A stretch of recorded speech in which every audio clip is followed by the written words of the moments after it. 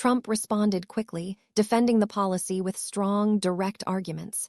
The exchange grew sharper, not loud, not chaotic, but charged with tension, the kind that makes every person in the room instinctively lean forward. The reporter listened, her expression tightening slightly. She pressed her lips together, lowered her notebook, and stared briefly at the floor. Then, without another word, she stood up. At first, no one reacted. Reporters stepped out all the time for phone calls, deadlines, breaking updates. But this felt different. Her movements were slow, deliberate, almost heavy. She gathered her bag carefully, avoided eye contact with anyone around her, and began walking toward the exit. The room grew quieter with every step she took. The sound of her heels echoed against the floor, louder than the whispers that had filled the room moments earlier. Conversations faded. Cameras lowered slightly, as reporters sensed something unusual unfolding. She reached the door. Her hand wrapped around the handle. She paused for just a fraction of a second, as if reconsidering.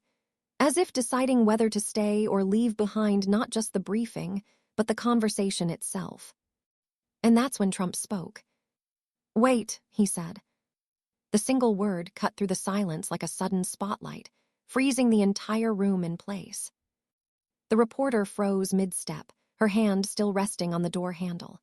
She didn't turn around immediately. For a moment, she stood completely still, as if unsure whether she had truly heard him. Behind her, the rapid clicking of cameras stopped one by one. Conversations faded into silence. Even the steady hum of studio lights seemed to soften, as though the entire room had paused to witness what would happen next. "Come back," Trump said. His voice was calmer now, not commanding, not irritated, just direct, steady, the kind of tone that demanded attention without raising volume. The reporter slowly released the door handle. She turned around carefully, her expression guarded, uncertain.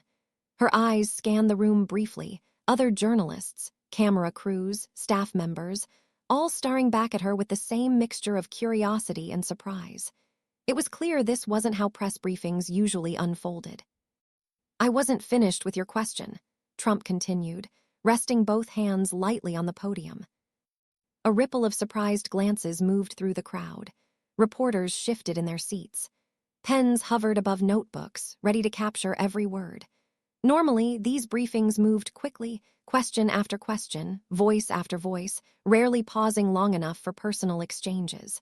But now, the focus had narrowed to a single moment, a single conversation.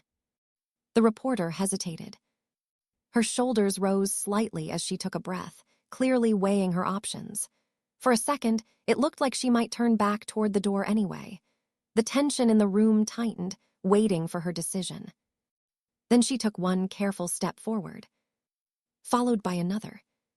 She walked slowly back toward her original spot near the front of the room, her movements cautious but determined. "Do you still want to ask it?" Trump asked, watching her closely. Her fingers tightened around her notebook, the edges bending slightly under her grip. She swallowed, steadying herself, then met his gaze. "Yes," she said quietly. But in the silence of the room, her answer carried more weight than anyone expected. She returned to her spot near the front of the room, standing a little straighter now, though her nerves were still visible. Her shoulders were tense, and her grip on the notebook hadn't loosened.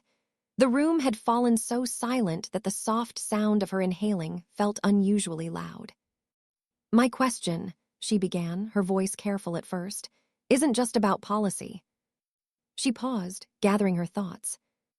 "It's about the people affected by it," she continued. "The families, the workers, the communities who live with the consequences every day." Her eyes moved briefly across the room before returning to Trump. Many of them feel unheard. They feel like decisions are being made without understanding their struggles. As she spoke, her voice grew steadier. The frustration that had surfaced earlier hadn't disappeared, but it had sharpened into determination. This wasn't an attack. It was an appeal. Trump listened without interrupting. He didn't glance at his advisors. He didn't shift impatiently. His expression remained serious, but something had changed. It was less defensive now, more focused, like he was weighing her words rather than preparing a rebuttal. After a brief pause, he spoke. "You walked out," he said. "Why?" The question caught the room off guard. The reporter blinked, surprised, not just by the question, but by its tone. She hesitated, clearly deciding whether honesty was worth the risk. Finally, she nodded slightly. "Because sometimes it feels like our questions don't matter," she said. "Like they're just noise in a room full of voices." A quiet murmur rippled through the audience, then faded just as quickly. Pens scratched, cameras adjusted. Trump leaned forward slightly, resting his hands on the podium. "They matter," he said firmly. "Every question matters, but sometimes answers take longer than people want. That doesn't mean we aren't listening." The reporter studied his face carefully, searching for something beyond the words. "Then why," she asked softly, "do so many people still feel ignored?" The question lingered in the air, heavier than any that had come before, as the room waited for what he would say next. For several seconds, Trump didn't speak. He glanced briefly at the advisors standing behind him, then back at the reporter. "Leadership isn't just about making everyone happy," he said slowly. "It's about making decisions that you believe are right, even when they're unpopular." The reporter nodded slightly, but didn't look convinced. "And journalism," he continued, "isn't just about asking easy questions. It's about asking the hard ones. You did that." The tension in the room softened just a little. The reporter lowered her notebook slightly, surprised by the response. "I wasn't trying to create conflict," she said. "I was trying to be heard." Trump gave a small nod. "And walking out almost made sure you wouldn't be," he replied. A few reporters exchanged glances again, sensing the moment shifting from confrontation to conversation. The reporter looked around the room, then back at Trump. "So are you listening now?" she asked. Trump paused, then answered simply, "Yes."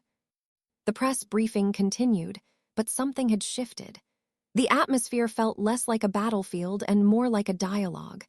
Other reporters began asking questions differently, less aggressive, more direct.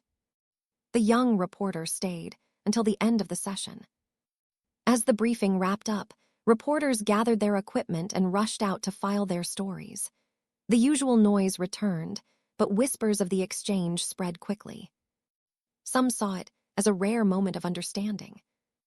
Others saw it as strategic. But for those in the room, it felt unexpectedly human. The reporter packed her bag slowly, replaying the conversation in her mind. She hadn't planned to stay. She hadn't planned to be called back. Yet the moment had changed something, not just about the briefing, but about her confidence in asking difficult questions. Trump stepped away from the podium and spoke quietly with his advisors, but he glanced once toward the reporter before leaving the room. It wasn't dramatic. It wasn't staged. It was brief. But sometimes a single word, "wait," can change the direction of a story. And on that day, it turned a walkout into a conversation that no one expected, and no one in that room would forget.